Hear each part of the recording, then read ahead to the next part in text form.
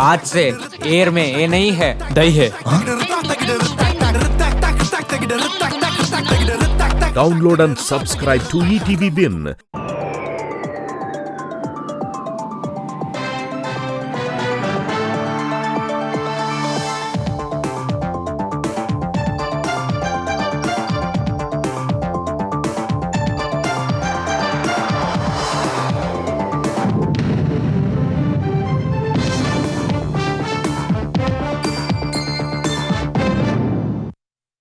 నమస్కారం ETV news కు స్వాగతం. ముందుగా ముఖ్యాంశాలు. కేంద్ర జలశక్తి శాఖ ఆధ్వర్యంలో సమావేశమైన తెలుగు రాష్ట్రాల సీఎంలు. కృష్ణా గోదావరి జలాలు బనకచర్ల ప్రాజెక్టుపై చర్చిస్తున్న నేతలు. నదీ జలాల్లో హక్కులపై రాజీ ప్రసక్తే లేదన్న తెలంగాణ మంత్రులు. కాళేశ్వరం సమీపంలోని రైతులకు నీరివ్వలేని పరిస్థితి తెచ్చిందని బీఆర్ఎస్ పై విమర్శ. ఢిల్లీలో కేంద్ర క్రీడల శాఖ మంత్రి మన్సుఖ్ మాండవియాను కలిసిన చంద్రబాబు. ఖేలో ఇండియా క్రీడల నిర్వహణకు నిధులు ఇవ్వాలని విజ్ఞప్తి.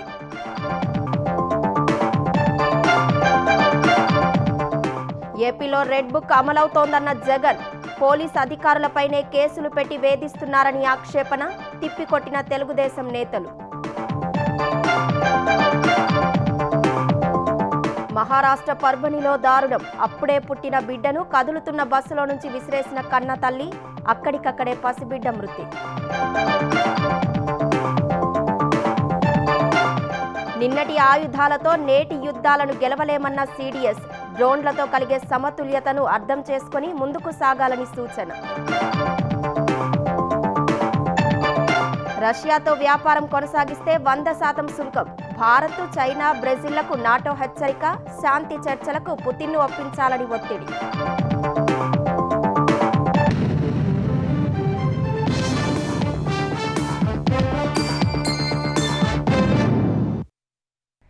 తెలుగు రాష్ట్రాల మధ్య నదీ జలాల వ్యవహారంపై ఢిల్లీలో జలశక్తి శాఖ మంత్రి సిఆర్ పాటిల్ నేతృత్వంలో ముఖ్యమంత్రులు చంద్రబాబు, రేవంత్ రెడ్డి సమావేశమయ్యారు. ఢిల్లీ శ్రమశక్తి భవన్లో జరుగుతున్న ఈ సమావేశంలో ముఖ్యమంత్రులతో పాటు ఇరు రాష్ట్రాల నీటిపారుదల శాఖల మంత్రులు ఉత్తమ్ కుమార్ రెడ్డి, నిమ్మల రామానాయుడు, అధికారులు, కేంద్ర జలశక్తి శాఖ కార్యదర్శి దేబశ్రీ ముఖర్జీ పాల్గొన్నారు. గోదావరి బనకచర్ల ప్రాజెక్టుపై చర్చించాలని ఒకే అజెండాను ఆంధ్రప్రదేశ్ ప్రతిపాదించగా దానిపై చర్చ అవసరం లేదని తెలంగాణ సర్కార్ లేఖ రాసింది. తెలంగాణలో 9 ప్రాజెక్టులకు అనుమతులు జాతీయ హోదా అజెండాలో చేర్చాలని కోరింది. ఈ నేపథ్యంలో సీఎంల సమావేశం ప్రాధాన్యత సంతరించుకుంది. నదీ జలాల హక్కుల విషయంలో కాంగ్రెస్ ప్రభుత్వం రాజీ పడదని తెలంగాణ ఐటీ పరిశ్రమల శాఖ మంత్రి శ్రీధర్ బాబు తేల్చి చెప్పారు. గత ప్రభుత్వం ఆంధ్ర ప్రాంతానికే నీళ్లు ఇవ్వడంపైనే ఆలోచించిందని ఆయన ఆరోపించారు. పెద్దపల్లిలో ఇందిరా మహిళా శక్తి సంబరాల సభలో మంత్రులు సీతక్క, శ్రీధర్ బాబు, తుమ్మల పాల్గొన్నారు. 1 కోటి మంది మహిళలను కోటీశ్వరులుగా చేసేందుకు తమ ప్రభుత్వం కృషి చేస్తోందని ఈ సందర్భంగా మంత్రులు చెప్పారు. గత ప్రభుత్వం 10 ఏళ్ల పాటు పేదలకు కొత్త రేషన్ కార్డులు ఇవ్వలేదని ఆరోపించారు. ఆర్థికంగా కష్టాల్లో ఉన్నప్పటికీ హామీలు నెరవేరుస్తున్నామని వివరించారు. రుణమాఫీ కింద రైతుల ఖాతాలో ఒకేసారి 21,000 కోట్లు వేశామన్నారు. కాళేశ్వరం సమీపంలోని రైతులకు నీరు ఇవ్వకుండా కాళేశ్వరం ప్రాజెక్టు నిర్మించారని బీఆర్ఎస్ పై మంత్రులు విమర్శలు చేశారు.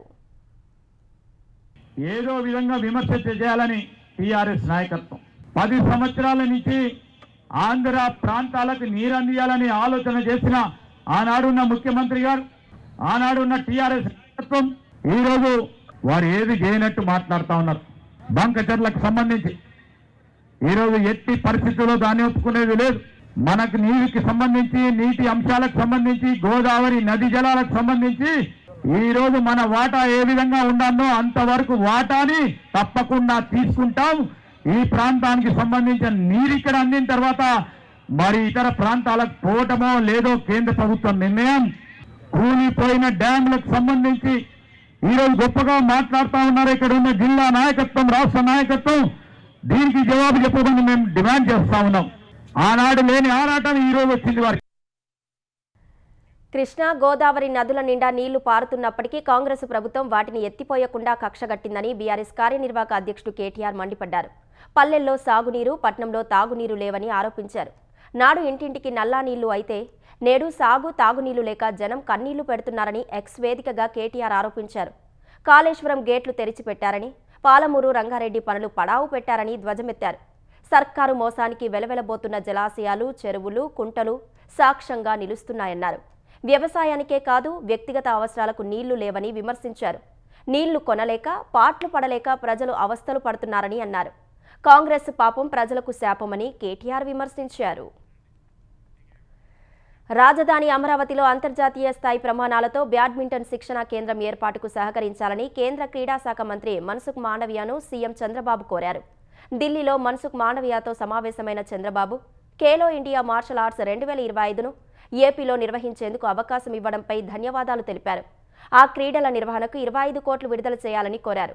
కృష్ణా తీరంలో వాటర్ స్పోర్ట్స్ శిక్షణ కేంద్రాలు, నాగార్జున వర్సిటీ, కాకినాడలో నేషనల్ సెంటర్స్ ఆఫ్ ఎక్సలెన్స్ల ఏర్పాటుకు గతంలో పంపిన ప్రతిపాదనలను గుర్తు చేశారు. తిరుపతి, రాజమహేంద్రవరం, కాకినాడ, నరసరావుపేటలో ఖేలో ఇండియా కింద మౌలిక సదుపాయాల కల్పన ప్రాజెక్టులను పూర్తి చేయాలని సీఎం విజ్ఞప్తి చేశారు.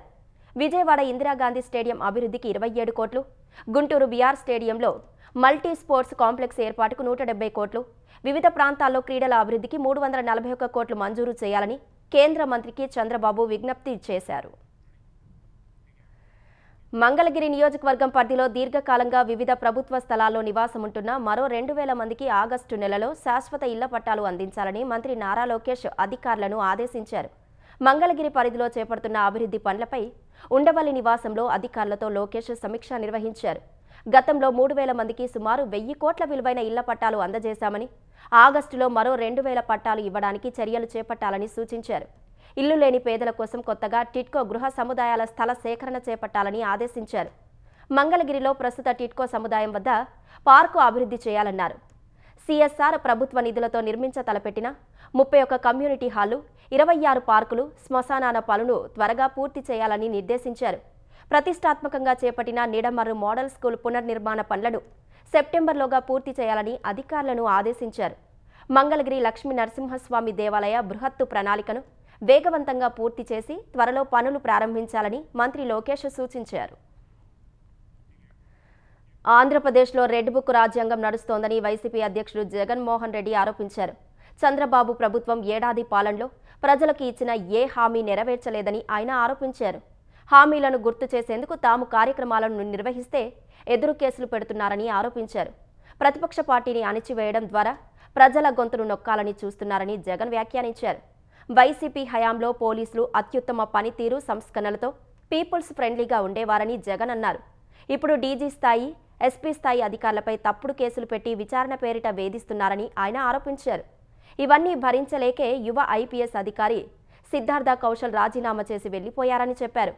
రప్పా రప్పా నరుకుతామంటూ సినిమా డైలాగును ప్రదర్శిస్తే తప్పేమీ ఉందని ప్రశ్నించారు. కృష్ణా జిల్లా జెడ్పీ చైర్పర్సన్పై దాడి దారుణమని జగన్ మండిపడ్డారు.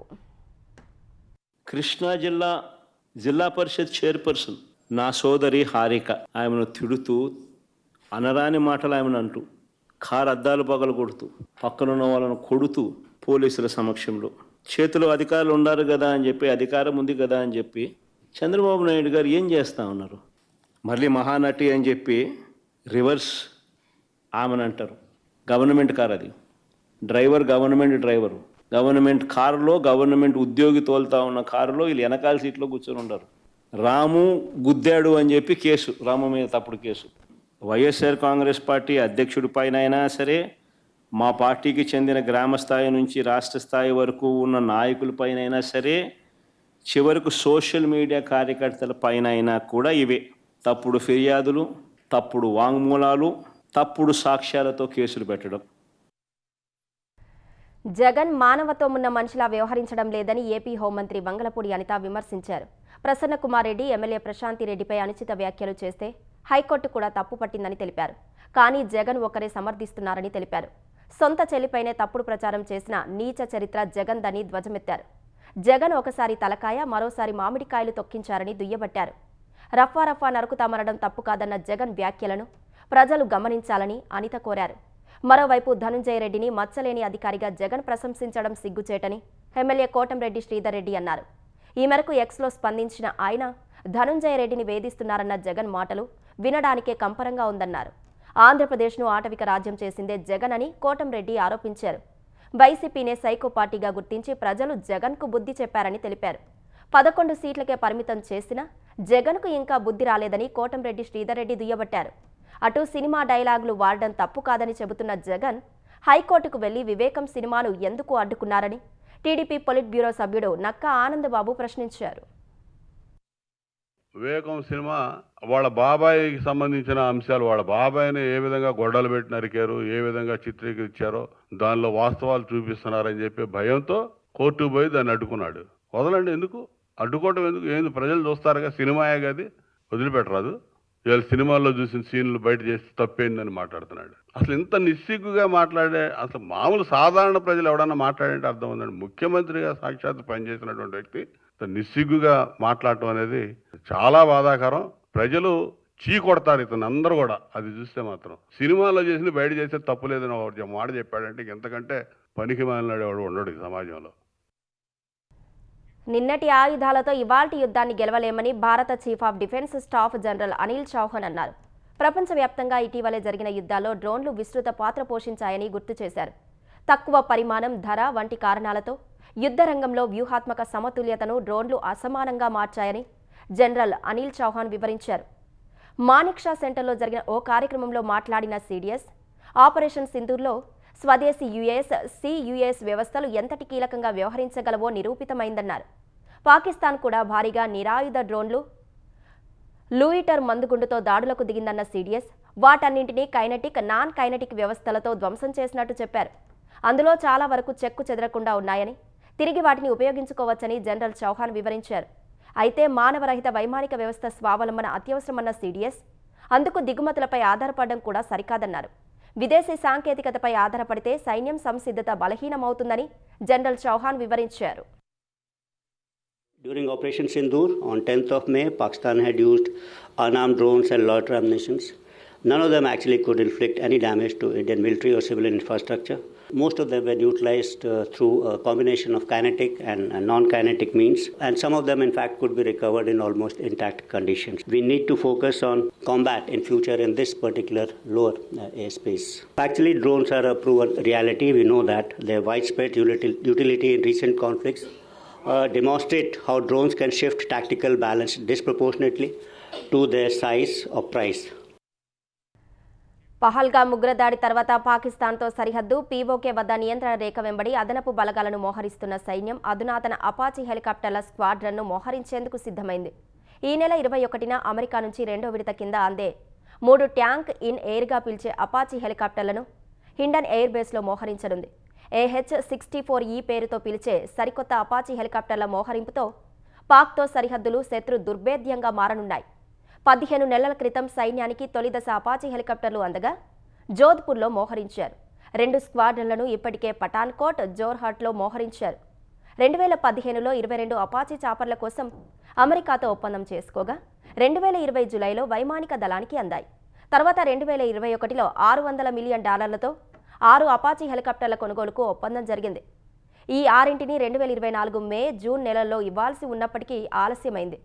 అపాచీ హెలికాప్టర్లు అన్ని వాతావరణ పరిస్థితుల్లో పూర్తి ఖచ్చితత్వంతో సమాచారాన్ని అందించనుండగా సైనిక దళాలకు దాడులు చేసే సామర్థ్యం పెరుగుతుంది. కడప జిల్లా జమ్మలమడుగు మండలం గండికోటలో ఇంటర్ విద్యార్థిని హత్యపై పోలీసు దర్యాప్తు కొనసాగుతోంది. విద్యార్థిని గండికోటకు తీసుకెళ్లిన లోకేష్ అనే యువకుని అదుపులోకి తీసుకుని విచారించిన పోలీసులు హత్యలో అతడి పాత్ర లేదని తెలిపారు. ఈ కేసును పర్యవేక్షించడానికి జమ్మలమడుగు చేరుకున్న డీఐజీ కోయ ప్రవీణ్, కడప జిల్లా ఎస్పీ, జమ్మలమడుగు ప్రొద్దుటూరు పోలీసులతో సమీక్ష నిర్వహించారు. విద్యార్థిని హత్య కేసుకు సంబంధించి ఉదయమే ఖచ్చితమైన ఆధారాలు దొరికినట్లు డీఐజీ ప్రవీణ్ చెప్పారు. అమ్మాయిపై ఎలాంటి లైంగిక దాడి జరగలేదన్నారు. ఎస్పీ అశోక్ కుమార్తో కలిసి విద్యార్థిని హత్య జరిగిన ప్రదేశాన్ని డీఐజీ పరిశీలించారు. గండికోట సిబ్బందిని అడిగి వివరాలు తెలుసుకున్నారు. ఇవాళ రాత్రిలోపు జిల్లా ఎస్పీ కేసును ఛేదిస్తారని డీఐజీ ప్రవీణ్ చెప్పారు. పీరియడ్ వచ్చి సుమారు 8 గంటల సమీపంలో గండికోటకి వాహనం మీద తీసుకొచ్చారు.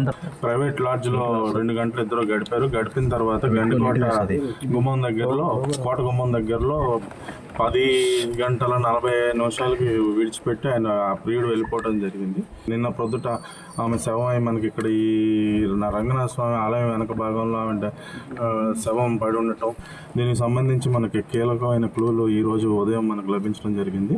ఆమె హత్య చేయట్లో ఆమె యొక్క ప్రియుడి పాత్ర అనేది ఏమాత్రం లేదు, అది మనం రూల్ అవుట్ చేసాం. ఎవరు చేశారనే దాని మీద అయితే మనం మీకు ఈరోజు సాయంత్రం 9 గంటల లోపు ఎస్పీ గారు డిఎస్పీ గారు మీకు పూర్తి వివరాలు తెలియజేస్తారు. హైదరాబాద్ మలక్పేట శాలివాహన నగర్లో సిపిఐ నేత చందు నాయక్ హత్య కేసు దర్యాప్తు ముమ్మరంగా కొనసాగుతోంది. కాల్పుల్లో నేరుగా 4 పాల్గొనగా మరో 5 వారికి సహకరించినట్టు పోలీసులు ప్రాథమికంగా నిర్ధారణకు వచ్చారు. ఈ మేరకు ఎఫ్ఐఆర్లో 9 మంది పేర్లను చేర్చారు. రాజేష్, ప్రశాంత్, ఏడుకొండలు, సుధాకర్, మున్నా, రాయుడు, రవీంద్రాచారి, యాదిరెడ్డిలను నిందితులుగా చేర్చారు. ప్రస్తుతం మున్నా, రాయుడు, యాదిరెడ్డి భాషను అదుపులోకి తీసుకొని ప్రశ్నిస్తున్నట్లు తెలుస్తోంది. నిందితులు చందు నాయక్పై కాల్పులు జరిపిన తర్వాత వారు ప్రయాణించిన కారును చైతన్యపురి వద్ద వదిలిపెట్టి పరారయ్యారు. పోలీసులు ఆ కారును స్వాధీనం చేసుకున్నారు. మిగిలిన 5 నిందితులను పట్టుకునేందుకు 10 ప్రత్యేక బృందాలు గాలిస్తున్నాయి. మెదక్ జిల్లాలో గుర్తు తెలియని వ్యక్తుల కాల్పుల్లో ప్రాణాలు కోల్పోయిన కాంగ్రెస్ పార్టీ ఎస్సీ సెల్ జిల్లా కార్యదర్శి మరెల్లి అనిల్ అంత్యక్రియలు ఆయన స్వగ్రామమైన పైతరలో పూర్తయ్యాయి. నేడు అనిల్ పుట్టినరోజు కాగా గతేడాది ఇదే రోజు పుట్టినరోజు వేడుకలకు హాజరైన ప్రజాప్రతినిధులు, స్నేహితులు, బంధువులు నేడు అంత్యక్రియలకు హాజరై కన్నీరు మున్నీరుగా విలపించారు. జన్మదిన వేడుకలు నిర్వహించుకునేందుకు కొన్ని గంటల ముందే గుర్తు తెలియని వ్యక్తులు అనిల్పై కాల్పులు జరిపి హత్య చేశారు. ఈ హత్య కేసుపై పోలీసులు దర్యాప్తు కొనసాగిస్తున్నారు. హైదరాబాద్లో ఉప్పల్ నారపల్లి ఎలివేటెడ్ కారిడార్ను దసరా నాటికి అందుబాటులోకి తీసుకొస్తామని తెలంగాణ రోడ్లు భవనాల శాఖ మంత్రి కోమటిరెడ్డి వెంకటరెడ్డి తెలిపారు. ఎమ్మెల్యే బండారు లక్ష్మారెడ్డి అధికారులతో కలిసి ఉప్పల్ ఫ్లైఓవర్ పనులను మంత్రి పరిశీలించారు. 2017లో ప్రారంభమైన ఉప్పల్ నారపల్లి ఎలివేటెడ్ కారిడార్ పనులు చాన్నాళ్లుగా నిలిచిపోయాయి. నిర్మాణ పనులు నిలిపివేయడంతో వాహనదారులు అనేక ఇబ్బందులు పడుతున్నారు. కొన్ని కారణాల వల్ల పనులు పూర్తి కాలేదన్న మంత్రి ఈ విషయంలో ఎవరిని తప్పుపట్టాల్సిన అవసరం లేదన్నారు. మొదట పనులు అప్పగించిన గాయత్రి సంస్థ తప్పుకోవడంతో పనులను మరో సంస్థకు అప్పగించామన్నారు. లార్నాక చౌరస్తకెళ్లి నారపల్లి వరకు 8 కిలోమీటర్ల పొడవైన 6 లేన్ ఫ్లైఓవర్ గతంలో చేపట్టిన కంపెనీ కొన్ని ఆర్థిక ఇబ్బందులతో కానివ్వండి, అనేక కారణాలతో ఫారెస్ట్ క్లియరెన్స్ ముందర నార్లాపూర్ వరకు వెళ్ళి అక్కడ ఫారెస్ట్ వాళ్ళు ఇయ్యక అక్కడ అయిపోయింది. ఎట్టకేలకు మా ప్రభుత్వం వచ్చిన తర్వాత నేను ఎంపీ మినిస్టర్ అయిన తర్వాత గడ్కరీ గారి సమక్షంలో ఒక 3 సార్లు సమావేశం ఏర్పాటు చేసి బాపిరెడ్డి గారు అనే మంచి కాంట్రాక్టర్ కు ఇప్పించి దాన్ని ఇవాళ పనులు కూడా వేగవంతం చేయడం జరిగింది. దీన్ని వచ్చే దసరా లోపే ఓపెన్ చేయాలని దసరా నాటికి దీని ప్రజలకు సౌకర్యం కల్పించడం దీన్ని ఓపెన్ చేయడం జరుగుతుందని చెప్పి జరుగుతుంది. నెల్లూరు జిల్లాలో వ్యాపారులు, దళారులు కుమ్మక్కై యూరియా కృత్రిమ కొరత సృష్టిస్తున్నారని రైతులు ఆరోపిస్తున్నారు. ప్రభుత్వం సొసైటీలకు ఇస్తున్న యూరియాను పక్కదారి పట్టించి బ్లాక్లో అధిక ధరలకు విక్రయిస్తున్నారని చెబుతున్నారు. ప్రభుత్వం ఇప్పటి వరకు రైతులకు 2 లక్షల బస్తాల యూరియాను జిల్లాలకు పంపిణీ చేసింది. వ్యవసాయ అధికారులు సొసైటీల లెక్కల ప్రకారం యూరియా రైతులకు పంపిణీ చేసినట్లు చూపిస్తున్నారు. పొలాల్లో యూరియాను చల్లాల్సి ఉందని తమ అవసరాల్ని అవకాశంగా తీసుకొని వ్యాపారస్తులు మోసం చేస్తున్నారని అన్నదాతలు మండిపడుతున్నారు. సొసైటీలో కనీసం 10 రోజులు 20 రోజులు తిరిగినా కానీ ఒక కేజీ కూడా ఇలా ఆ బయట బ్లాక్ లేకపోతే 300-350 రూపాయలు అడిగి వాళ్ళు తీసుకుంటున్నారు. సీజను ఫైర్కి వేసుకోవాలా, ఆకులకి వేయాలా, పిండిలు వేయాలా, దుక్కిపిండి కొంటే ఒక కట్టిస్తాం వీరు అన్న అది కూడా ఈటులే. నాకు ఆరోగ్యం బాగాలేదు పోతే ఈరు ఎన్నిసార్లు తిరిగా సార్ సొసైటీ చుట్టూ తిరిగిన మీరు పెట్టకపోయినా ఇవ్వాల. ఇప్పుడు 3 ఎకరాలు చేస్తున్నా మా బాధలు చూసి యూరియా అందిస్తారు సార్. ఇప్పుడు అంత లాస్ట్ మూమెంట్లో పొటాసు యూరియా చల్లుకోవాలి కదా, అది దొరికినప్పుడు పైరు పండించుకోవాలితే మేము ఆయన అడుగుతుంటే బ్యాగులు ఏమంటే 400 లెక్కన పేపర్ పెట్టి వాళ్ళు అమ్ముతున్నారు. అవి తెచ్చుకొని చల్లుతా ఏం చేస్తాం ఎట్టయినా తప్పదని బ్యాగులు కొనుక్కొని తెచ్చుకొని చల్లుకో. అసలు దొరకటమే లే, అంతా ఆ పక్కన అమ్మేస్తున్నారు. ఆ సొసైటీలో అసలు పిండి వేయటం, అసలు చిన్న రైతులకి అసలు వేయటం, పెద్ద వాళ్ళకి వెళ్ళిపోతూ ఉన్నాయి కట్టలు. ఏదన్నా ఎకరా ఉండేవాళ్ళు ఆధార్ కార్డు తెమ్మంటారు, పెద్దోళ్ళు ఇస్తే కట్టలు అయితే వేస్తున్నారు. అది పరిస్థితి. ప్రైవేట్ షాపులో 400 ఇప్పుడు పోయినా ఉంది. అప్పుడే పుట్టిన శిశువును నడి రోడ్డుపై వదిలేసిన దారుణమైన ఘటన జనగామ జిల్లాలో స్థానికులను చలింపజేసింది. రఘునాథపల్లి మండలం కిలాషాపూర్లో ఇవాళ రహదారి పక్కన పడేసిన శిశువు ఏడుస్తూ స్థానికులకు కనిపించింది. వెంటనే చుట్టుపక్కల మహిళలు ఆ బిడ్డను అక్కున చేర్చుకొని లాలించారు. సమాచారం అందుకున్న పోలీసులు ఘటనా స్థలికి వచ్చి స్థానికులను అడిగి వివరాలు తెలుసుకున్నారు. శిశువును బాలల సంక్షేమ అధికారులకు అప్పగించి తల్లిదండ్రుల ఆచూకీ కోసం గాలిస్తున్నారు. కావాలనే పసికందును వదిలేసి వెళ్లారా లేక ఎవరైనా ఎత్తుకొచ్చారా అనే కోణంలో దర్యాప్తు చేపట్టారు. అమ్మతనానికే మచ్చ తెచ్చే అమానవీయ ఘటన మహారాష్ట్ర పర్భణిలో జరిగింది. స్లీపర్ క్లాస్ బస్సులో ప్రయాణిస్తుండగా బిడ్డకు జన్మనిచ్చిన 19 ఏళ్ల యువతి వెంటనే ఆ శిశువును కిటికీలోంచి బయటకు విసిరేసింది. ఈ ఘటనలో బిడ్డ అక్కడికక్కడే ప్రాణాలు కోల్పోయింది. ఈ సమయంలో రితికా ధెరే అనే ఆ యువతి పక్కనే ఆమె భర్తగా చెప్పుకుంటున్న అల్తాఫ్ షేక్ అనే యువకుడు ఉన్నాడు. వాళ్ళిద్దరూ పర్వని నుంచి పుణేకు వెళ్తుండగా మగబిడ్డకు రితికా జన్మనిచ్చింది. వెంటనే ఆ బిడ్డకు బట్టలు చుట్టి ఆ జంట బయటకు విసిరేసింది. ఇది గమనించిన డ్రైవర్ వెంటనే వారి వద్దకు వచ్చి ఏం జరిగిందని అడిగారు. ఇందుకు తన భార్య వాంతు చేసుకుందని అల్తాఫ్ చెప్పగా డ్రైవర్ నిజమే అనుకుని తన పనిలో నిమగ్నమయ్యారు. అయితే బస్సు నుంచి శిశువు బయటపడడాన్ని గుర్తించిన ఓ పాదచారుడు పోలీసులకు ఫోన్ చేసి చెప్పగా వారు బస్సును వెంబడించి శిశువును విసిరేసిన జంటను అరెస్టు చేశారు. బిడ్డను పెంచే శక్తి తమకు లేదని, అందుకే బయటకు విసిరేశామని చెప్పిన యువతీ యువకులు తమకు పెళ్లయిందని చెప్పినప్పటికీ ఏ సాక్ష్యాలు చూపలేకపోయారు. వెంటనే రితికాను ఆసుపత్రికి తరలించి చికిత్స చేయించిన పోలీసులు ఇరువురిని అరెస్టు చేశారు.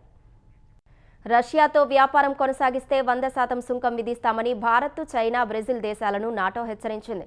మాస్కోతో వ్యాపారం చేస్తే 500% సుంకం విధించేలా ఇప్పటికే అమెరికా ప్రభుత్వం బిల్లును సిద్ధం చేయగా ఇప్పుడు నాటో మరో 100% సుంకాల హెచ్చరికను ముందుకు తెచ్చింది.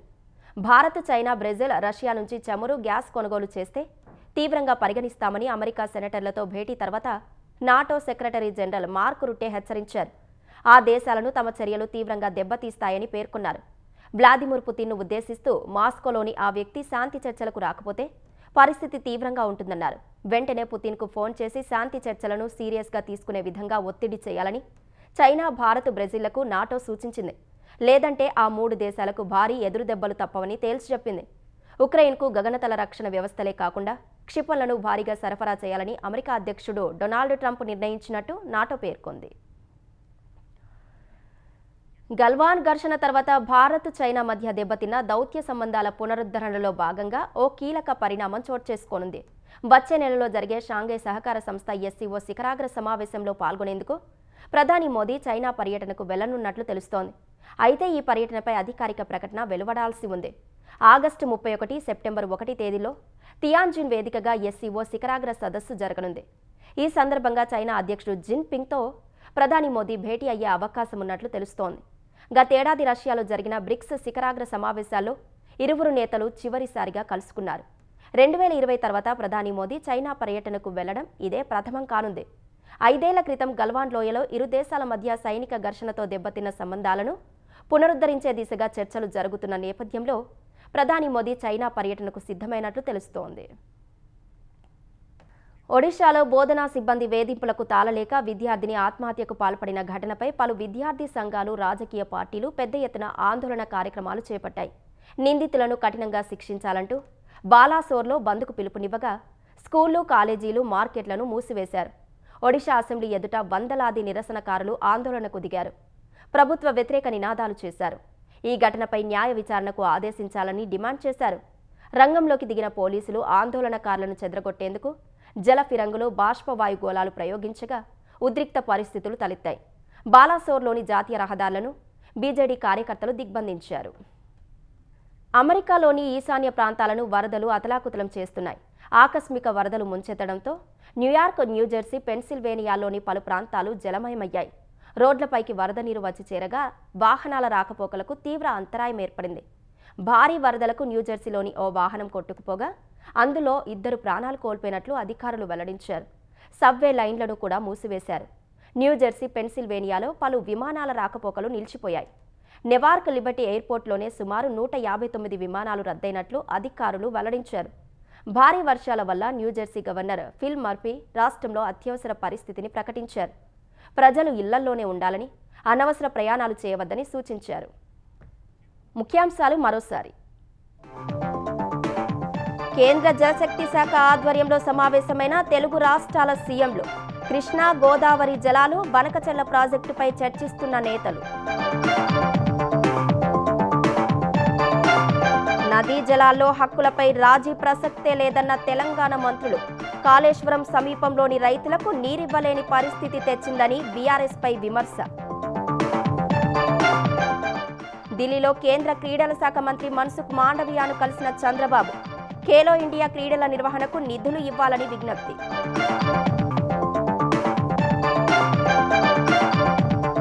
ఏపీలో రెడ్ బుక్ అమలవుతోందన్న జగన్. పోలీసు అధికారులపైనే కేసులు పెట్టి వేధిస్తున్నారని ఆక్షేపణ.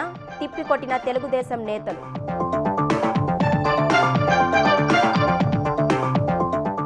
మహారాష్ట్ర పర్భణిలో దారుణం. అప్పుడే పుట్టిన బిడ్డను కదులుతున్న బస్సులో నుంచి విసిరేసిన కన్న తల్లి, అక్కడికక్కడే పసిబిడ్డ మృతి. నిన్నటి ఆయుధాలతో నేటి యుద్ధాలను గెలవలేమన్న సిడిఎస్. డ్రోన్లతో కలిగే సమతుల్యతను అర్థం చేసుకుని ముందుకు సాగాలని సూచన. రష్యాతో వ్యాపారం కొనసాగిస్తే 100% సుంకం. భారత్, చైనా, బ్రెజిల్లకు నాటో హెచ్చరిక. శాంతి చర్చలకు పుతిన్ను ఒప్పించాలని ఒత్తిడి.